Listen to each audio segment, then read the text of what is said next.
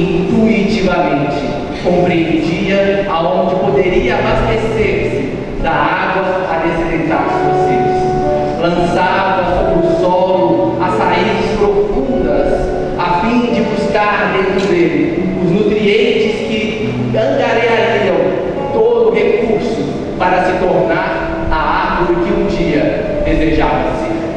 Encontrou quanto mais profundo ia, mais força para que pudesse então romper o solo escuro em direção à luz que já existia e aonde poderia assimilar os recursos divinos a fim do seu aprendizado. A cada experiência, o tronco ia se angariando, porque na árvore, quanto mais tempo vive, mais camadas apresenta, a fim de fortalecer-se diante das intempéries que o mundo possa apresentar, seja do vento, da tempestade, da chuva ou do calor. Ela permanecia firme na busca da verticalidade e do crescimento espiritual. Mas quanto mais ascendia, quanto mais buscava o sol, mais compreendia que era preciso então lançar-se também na horizontalidade da vida, lançando seus galhos em direção àqueles que contigo compartilhavam a existência, para que do seu esforço, do seu trabalho, do seu interior, pudesse então servir a vida como gratidão pela própria existência.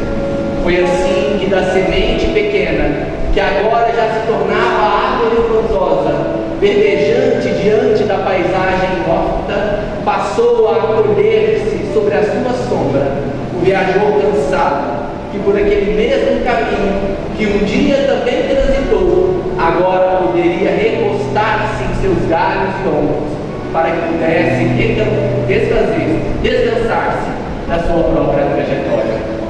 Sentindo-se mais útil, mas não satisfeita, percebeu que poderia algo mais de si ainda oferecer à vida, e foi então que dos seus galhos pequeninos brotaram as primeiras flores perfumosas de uma linda árvore que ali existia. Não tardou para que os primeiros casais enamorados pudessem lançar mão das flores, enfeitando de afeto e luz o seu próprio relacionamento. Os amigos, alicerçados na amizade sincera, compartilhavam também do seu perfume, enebriados pela força do seu próprio processo, da sua própria construção, que agora também perfumava outras vidas. As famílias que ali transitavam arrancavam as suas flores pequeninas, mas muito perfumosas, levando até os seus lares o alcance daquele projeto de luz que havia começado com a pequena semente no caminho do deserto. Perfumada e agora com a sombra, percebeu que poderia ainda ir um pouco mais adiante, fazendo da própria flor agora um fruto que também alimentava e saciava a fome daqueles que ali passavam e de outros tantos que nem da sua presença mais compartilhavam a trajetória. Foi então que começou a produzir o que tinha de melhor, e o doce do fruto nascia não só das experiências, mas também dos desafios que haviam construído a sua seiva, nutritiva e forte, cumprindo a missão que desde o início esteve presente, mesmo que pequena, mesmo que dormindo, na semente que foi semeada pelo jardineiro divino. E assim a árvore, que também foi semente, cumpria a sua missão e utilidade na vida. E ainda quando não mais existia, quando a morte o chamou para que pudesse voltar à sua essência divina, ainda assim serviu, doando o seu tronco e o seu galho, para que se transformasse em ferramenta e utilidade para aqueles que usariam do seu recurso, do seu trabalho, na sua própria construção. Assim temos sido chamados a ser sementes do grande jardim de Deus em nossas vidas, para que da essência de cada um de nós possamos também nos tornar árvores frondosas, frutíferas, para que do melhor do nosso coração venhamos a alimentar a vida nossa e daqueles que venham a compartilhar conosco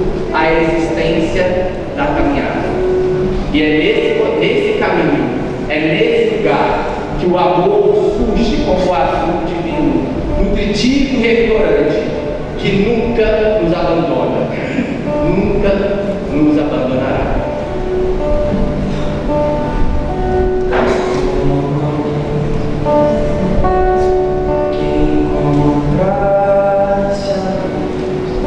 Depois de andar e andar procurando o caminho, como algo que enfim já obedece, respostas que trazem consolo e sentido ao destino. Eu encontrei tuas páginas e segui minhas lágrimas, percebi que a dor da semente é o parto da vida.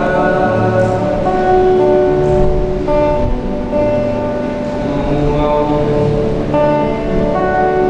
que já quer seguir os passos do mestre, confere razão consciente. Como alguém que em si já soubesse as vozes dos seres que apontam espaço infinito. Eu encontrei tuas páginas e segui minhas lágrimas, percebi que a dor da semente é o parto da vida. Minha dor me trouxe aqui pra entender a flor que brota em mim. Meu amor é além de um bem maior, que seja assim, esse vai e vem. Sei que voltarei pra cuidar da flor, pra acalmar a dor e ser feliz.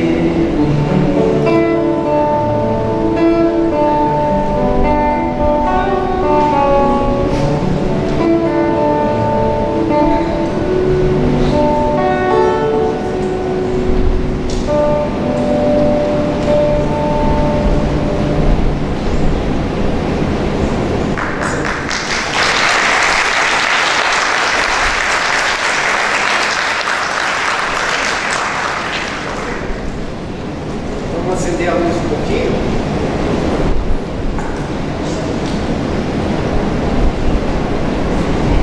E se acende a luz para nós um pouco. Vai acender. Meus amigos, que alegria fazer parte desse encontro com vocês. E agora a gente acende a luz, porque depois do almoço nós precisamos de uma determinada carga.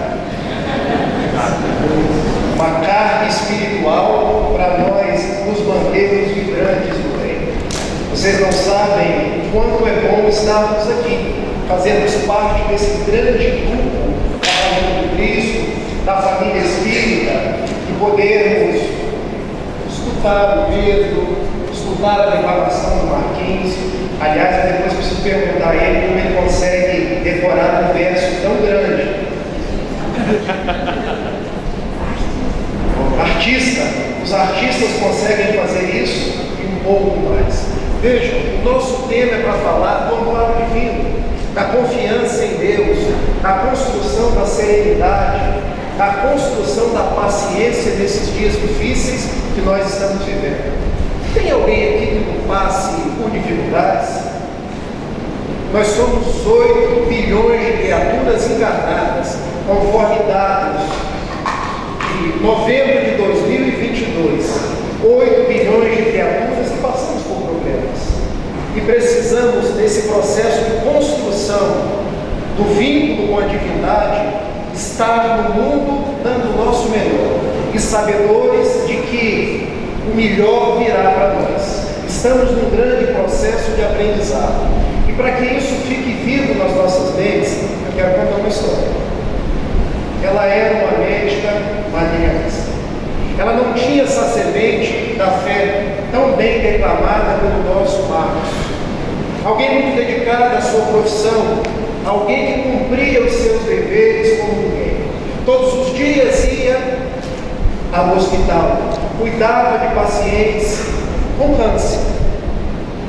E uma das suas pacientes, em especial, tinha um semblante de resignação e de coragem, de confiança em Deus e de certeza na beleza da vida. E aquilo, sobretudo, chamava a atenção da médica materialista. E numa conversa, aquela médica foi até a paciente. Quando ela lhe disse: eu estou orando por você todos os dias. É você orando por mim? Eu não acredito em Deus. Eu não acredito em religião, em divindade. Eu cumpro o meu papel.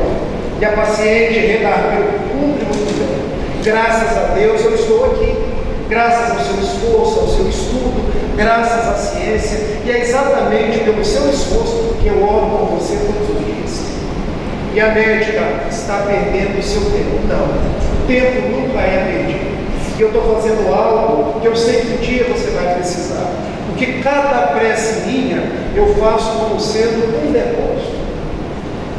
Eu peço a Deus para que esse depósito fique lá guardadinho. Porque um dia você pode precisar desse depósito. E se você precisar, saque.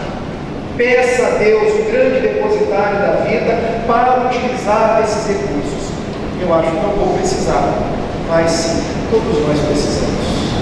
Todos nós precisamos ter algo em que acreditar, ter um sentido para as nossas vidas. Todos nós precisamos nos entregar na mão do Criador. E a médica deixou aquela paciente, seguiu o seu tratamento e foi para a sua casa.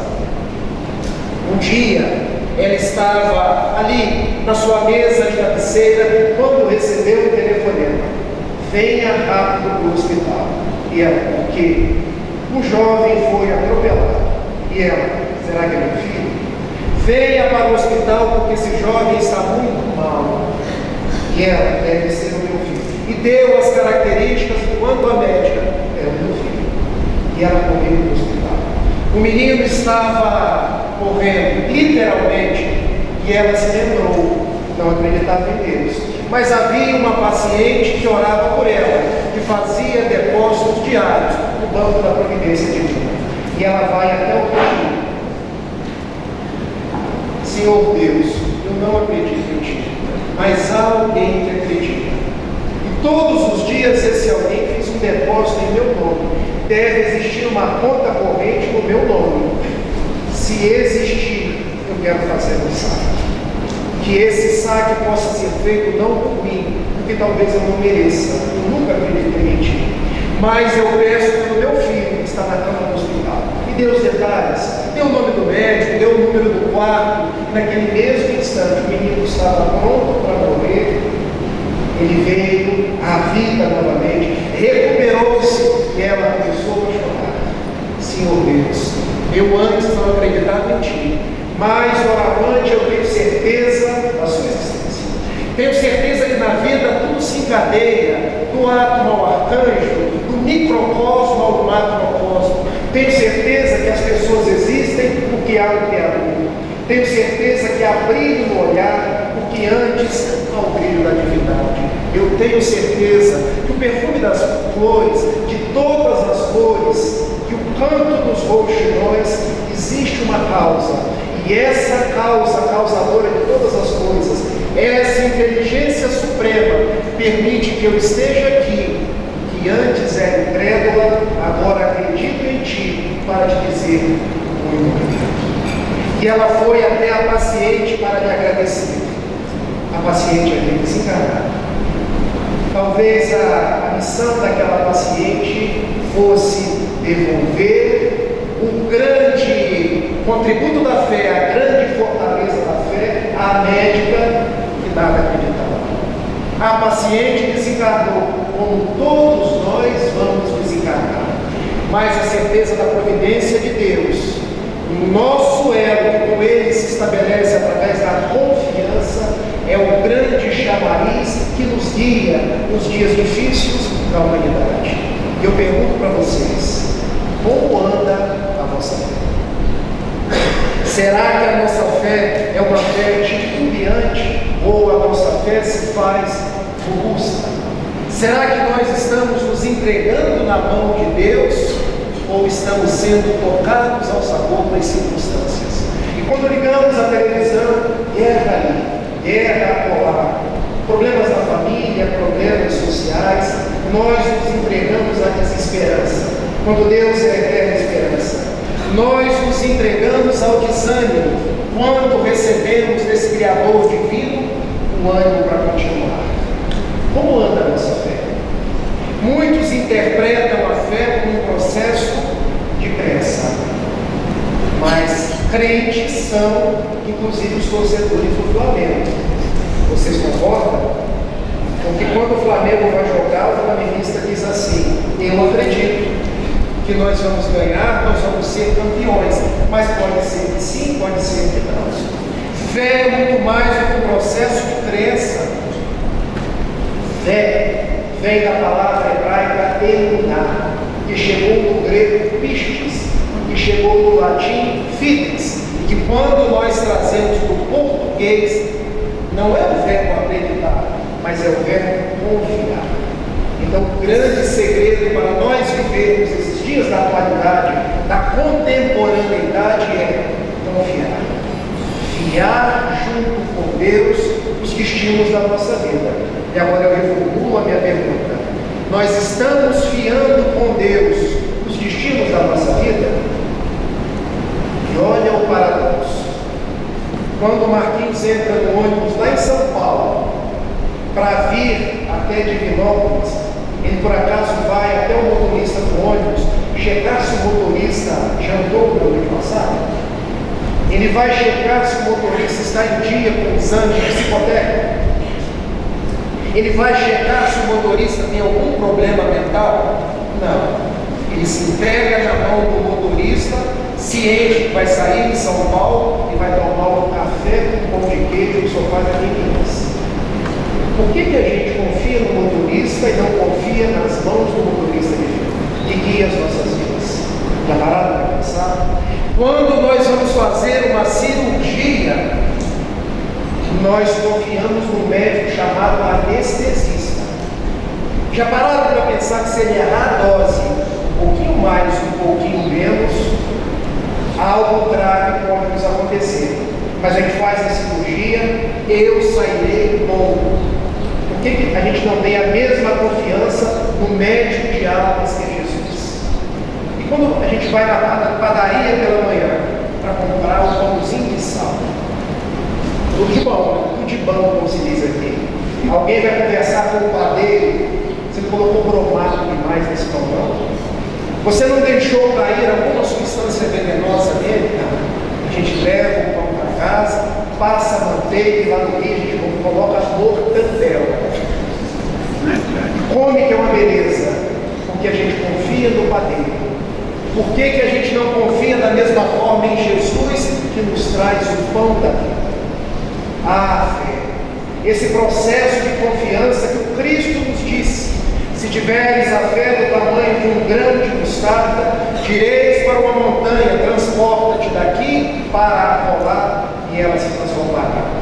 O grão de mostarda, a menor das sementes. As montanhas, na linha psicológica, não são pedras, são adversidades. Esse tempo reclama de nós confiança, serenidade, paciência para seguir em frente. E para que eu não monopolize o discurso, porque somos três, eu também quero encerrar com uma poesia, falando de Jesus, que é a nossa eterna esperança. Quando as dores forem lancinantes, e os olhos perplexos quiserem chorar, lembra-te das estrelas cintilantes que vieram do céu fazer brilhar. Quando triste te sentires sozinho, decepcionado com a clara afeição, tenta refletir um pouquinho e verás quantos amam o teu coração. Quando então tua vida estremecer por crises e misérias que te fazem sofrer, lembra pois em meio a tanta intemperança, és Jesus, a tua eterna esperança, e caminhará para sempre contigo.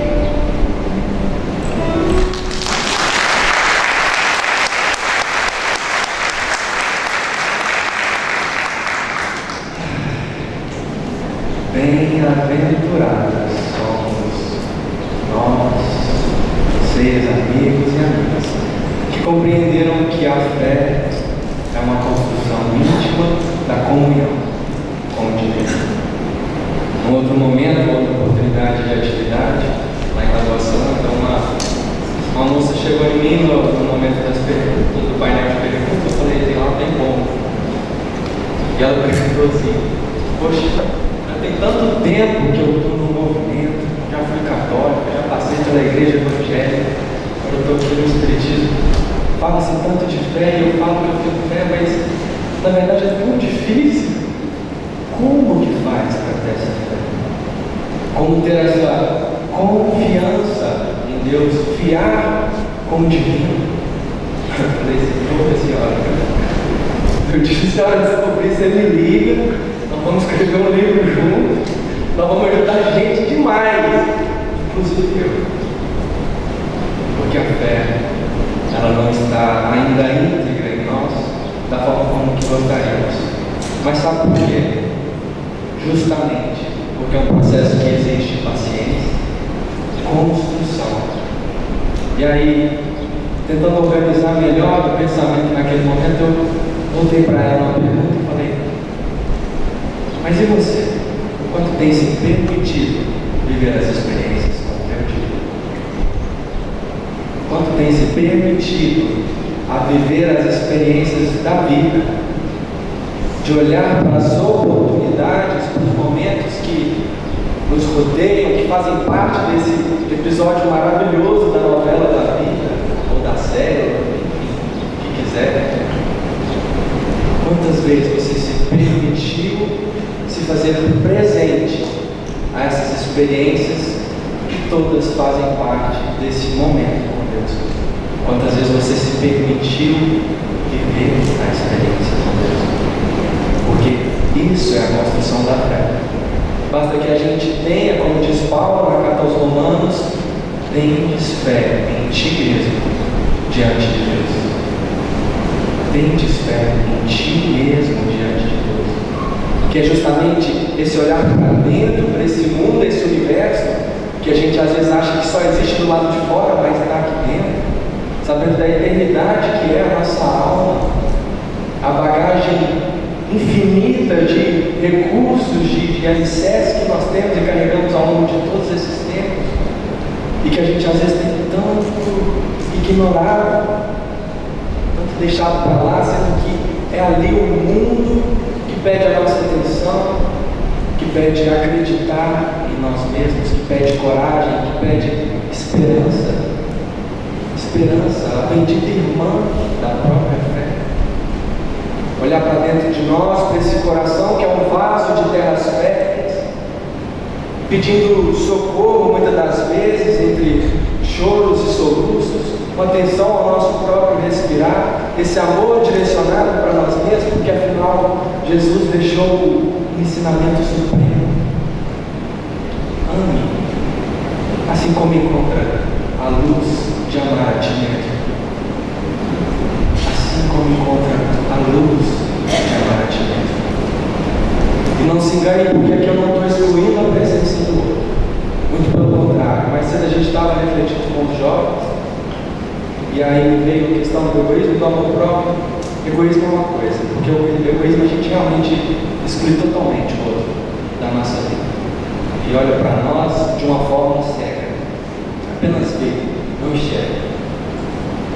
Agora, quando a gente tem amor próprio, a gente tem esse sentimento de gratidão, de querer cuidar de nós mesmos, de querer cultivar essa semente do amor, essa semente de esperança, que foi o que Jesus veio trazer com a boa nova.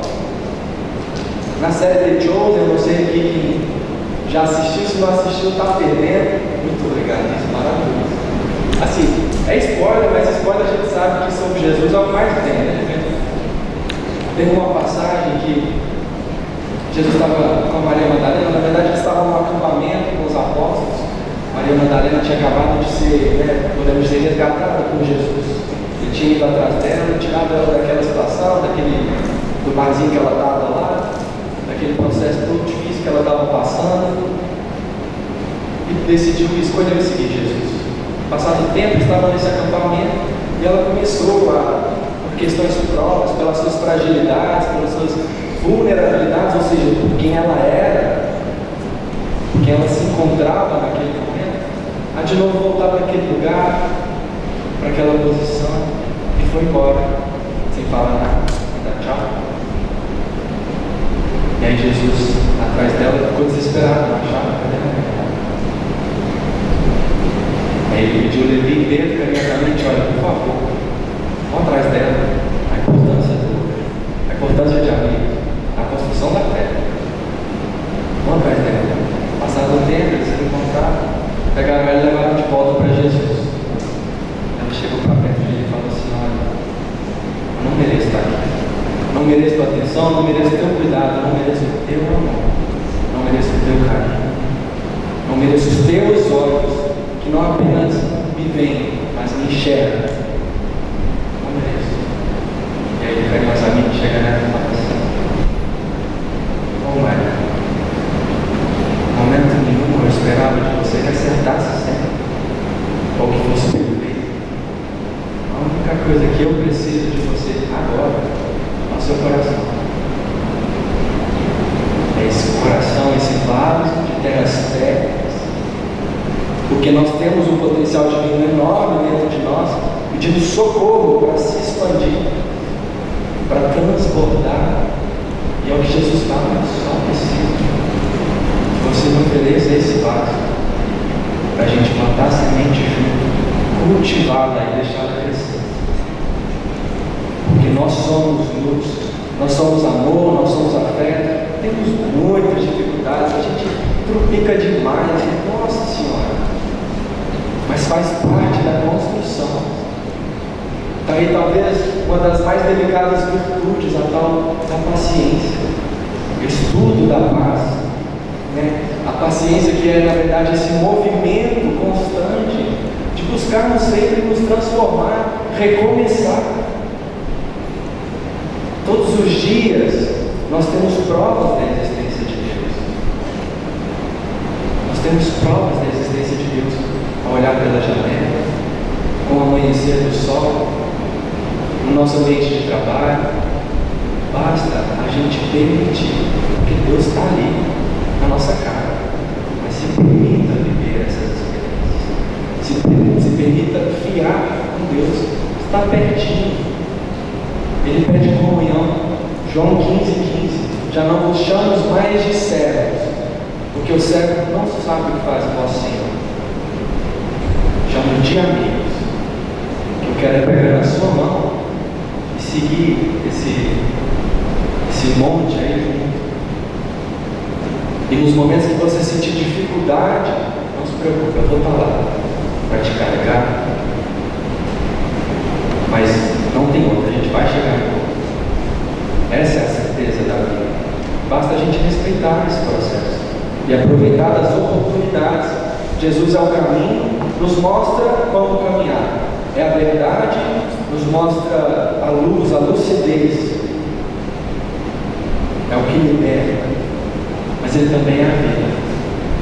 E a vida, ela é sobre viver as experiências que nos são confiadas, que nos são entregues a todo momento.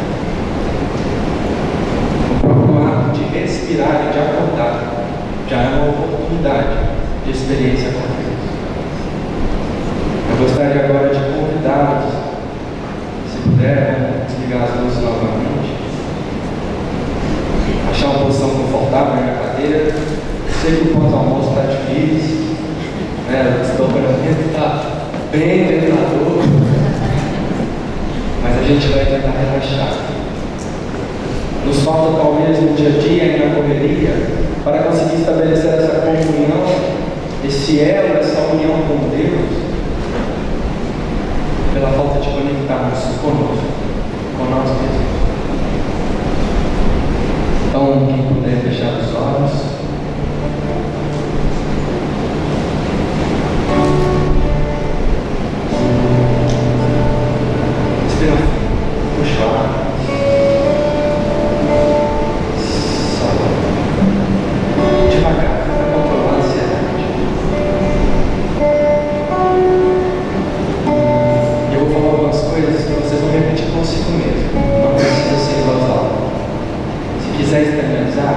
cochichar.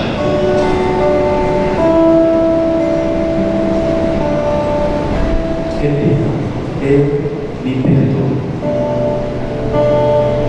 Por às vezes não me amar o suficiente, ou muitas vezes judiar demais de mim, por esperar de mim mais do que eu dou conta, desrespeitando os meus limites, minhas capacidades, minhas dificuldades. Eu te perdoo por todos os momentos que, pelos seus limites, pelas suas dificuldades, você não pôde me compreender, ou porque eu talvez esperei demais de ti, talvez ainda não fosse o momento de você ter condições de me entregar. E eu peço perdão. Perdão por não compreender,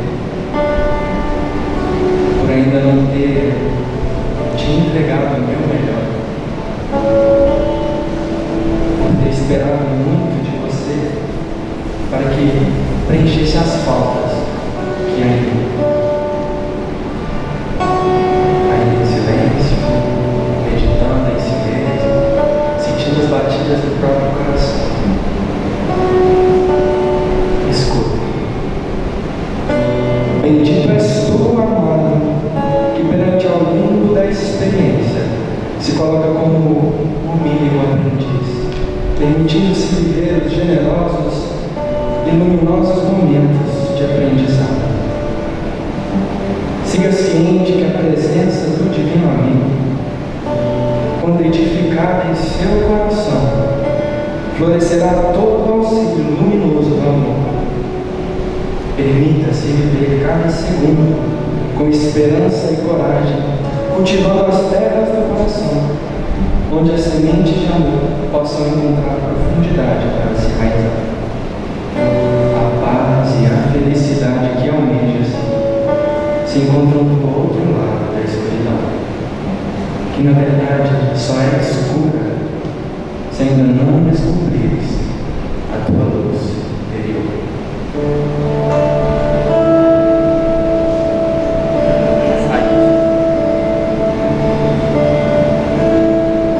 Raízes que eu não via, crescendo o tempo todo. A escuridão não era abandono, era preparo. As lágrimas nunca foram desperdício, foram regra. O silêncio nunca significou ausência, foi ensinamento. E o deserto? O deserto nunca foi um castigo, mas um caminho. Porque no fim, o maior milagre não é quando Deus muda o caminho, é quando Ele muda o viajante. Transforma a areia em chão, choro em coragem, noite em amanhecer, e faz nascer dentro de nós uma nova e bela vida. Sonhei assim um sonho sonhado. Sonhei um sonho sonhado desses que a vida oferece, sem que ao menos eu pudesse dividi-lo com o divã. Nele eu subi para cima, depois desci para baixo, mas só sosseguei o facho quando enfim entrei para dentro. Tive medo naquele quarto, metade escuro, metade frio. Foi então que um arrepio subiu do pé à cabeça. Corri correndo para a porta, procurando logo a luz, rogando ao Senhor Jesus para não faltar nessa hora. Como tudo nessa vida, nada é dado de graça. Viu-se logo a desgraça quando apertei o botão. Pensei que tinha caído na casa do dito danado, quando vi o estado do quarto que agora vou. Em meio àquela bagunça, num canto meio isolado, um velho senhor sentado se balançava de trás para frente, com as pernas ainda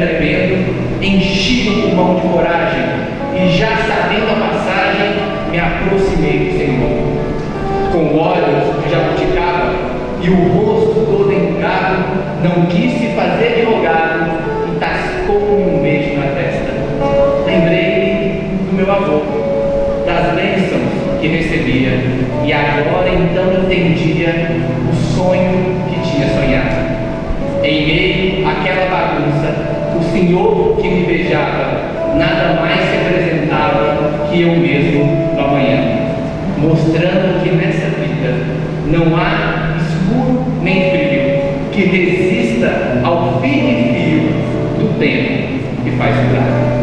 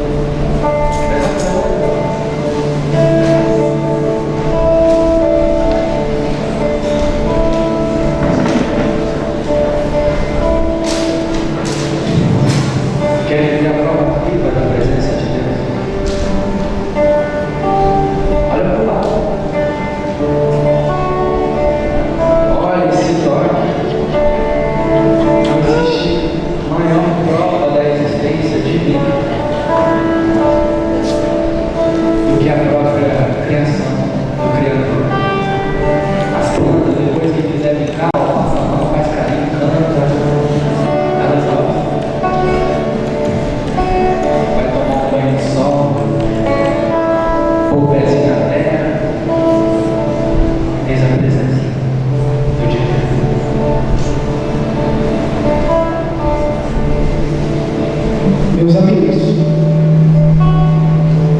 vocês perceberam que nós buscamos uma comunhão, eu, o Pedro e o Marquinhos. Por que isso? Porque juntos nós somos força. Uma mensagem belíssima do Dr. Bezerra de Menezes, ainda na década de 80, ele, pelas mãos de Chico Xavier, nos dizia: juntos somos força, separados somos pontos de vista. Muito se traz hoje de desafios do movimento espírita, e talvez o nosso maior desafio seja nos unir cada vez mais, construirmos pontes com as pessoas que são diferentes de nós, que têm diferentes pontos de vista, para que o movimento espírita se fortifique. Deixemos de lado as desavenças, deixemos de lado as particularidades, e possamos construir uma centralidade no amor, na comunhão, porque todos nós fazemos parte da grande família do Cristo. Viver em comunhão é um desafio diário, e está nas nossas mãos esse desafio. Então, quando Pedro pediu que vocês se levantassem, que olhassem uns para os outros, que se abraçassem, que se tocassem, não é apenas para a gente fazer isso aqui, é para a gente fazer nas nossas casas espíritas. Sabe aquele dirigente que eu tenho uma dificuldade com ele? Aproxime-se dele, ele pode te ajudar, e você pode ajudar. Aquele companheiro que você anda afastado dele, às vezes é a oportunidade de nós nos aproximarmos. Deus atende a criatura humana pela criatura humana, nos diz o benfeitor Emmanuel.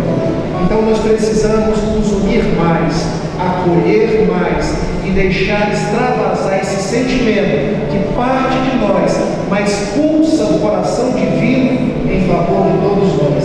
Isso é vivência da fé.